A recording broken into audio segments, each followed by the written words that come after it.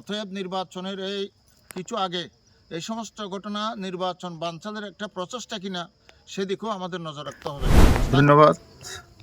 আমি সবাইকে সালাম জানাচ্ছি, দূরের কাছের সমস্ত জনগণ যারা দেখছেন শুনছেন সবাইকে জানাচ্ছি আন্তরিক মোবারকবাদ এবং সালাম। আসসালামু আলাইকুম রহমতুল্লাহ বরকাতুহ।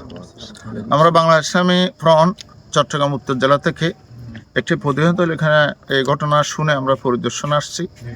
এটা দেখে এটা খুবই মর্মাহত এবং আমরা খুবই অশান্তি ভোগ করছি, খুবই খারাপ লাগতেছে।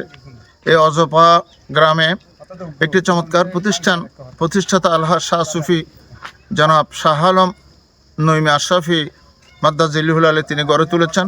শুধু এটা নয়, একাধিক প্রতিষ্ঠান সারা বাংলাদেশের আনাচে কানাচে তিনি করেছেন।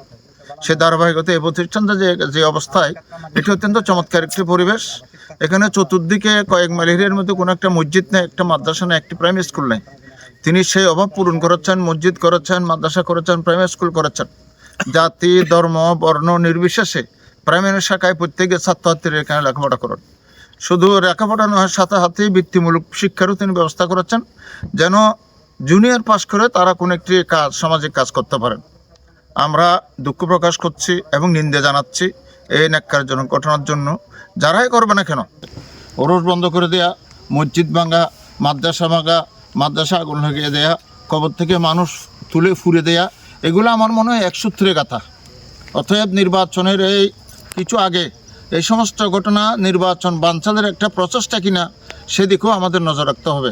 স্থানীয় প্রশাসন এবং সরকারের কাছে আমরা আবেদন জানাচ্ছি যেন অতি সত্বর এই ন্যাক্কারজনক ঘটনা যারা ঘটিয়েছেন, যারা করেছেন, তাদের বিরুদ্ধে যথাযথ বিচারের ব্যবস্থা করার জন্য আমরা আবেদন জানিয়ে আজকের মতো এখান থেকে বিদায় নিচ্ছি। বাংলাদেশ ইসলামী ফ্রন্ট চট্টগ্রাম উত্তর জেলার একটা প্রতিনিধি দল আজকে এই কাঞ্চননগর ১ নং ওয়ার্ড জালালাবাদ মাদ্রাসা পরিদর্শনে আছি।